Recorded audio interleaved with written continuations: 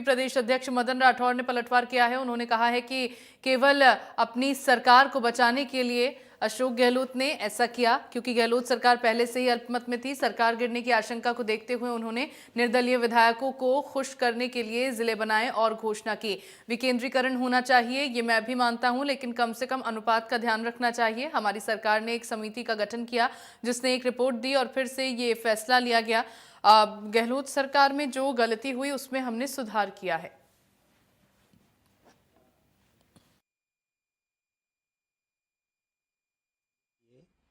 मैं आपसे एक बात बताऊं, गहलोत साहब ने जो जिले बनाए थे उसमें उन्होंने एक राम लुभाया जो पूर्व प्रशासनिक अधिकारी थे उनकी अध्यक्षता में समिति बनाई थी और उन्होंने जिले की जो राय दी उस राय को भी दरकिनार करके और जैसे रेवड़ियां बांटते हैं ऐसे जिले बांट दिए। खुद राम लुभाया जी जब महाराष्ट्र में थे और राजस्थान में गहलोत साहब ने 50 जिलों की घोषणा कर दी तो उनको भी आश्चर्य हुआ। उनको भी लगा फिर मेरे को क्यों, जब ऐसे ही अपीजमेंट पॉलिसी अपनानी थी तो मेरे समिति की रिपोर्ट का मजाक बना दिया। तो वो भी बड़े दुखी हुए थे और ये समाचार पत्रों में और चैनल्स पर भी आया था।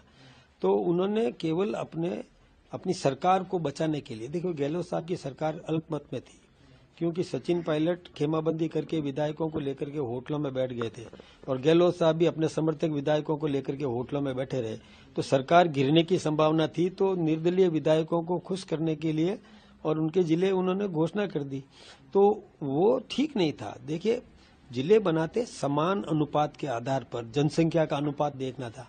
एक जिला है जिसमें 3.5 लाख की पॉपुलेशन है और एक जिला है जिसमें 18 लाख की पॉपुलेशन है, एक जिला जिसमें 22 लाख की पॉपुलेशन है, एक जिला जिसमें 3.25 लाख की पॉपुलेशन है। ये ठीक है क्या? ये तो गलत है ना। अनुपात का ध्यान नहीं रखा उन्होंने।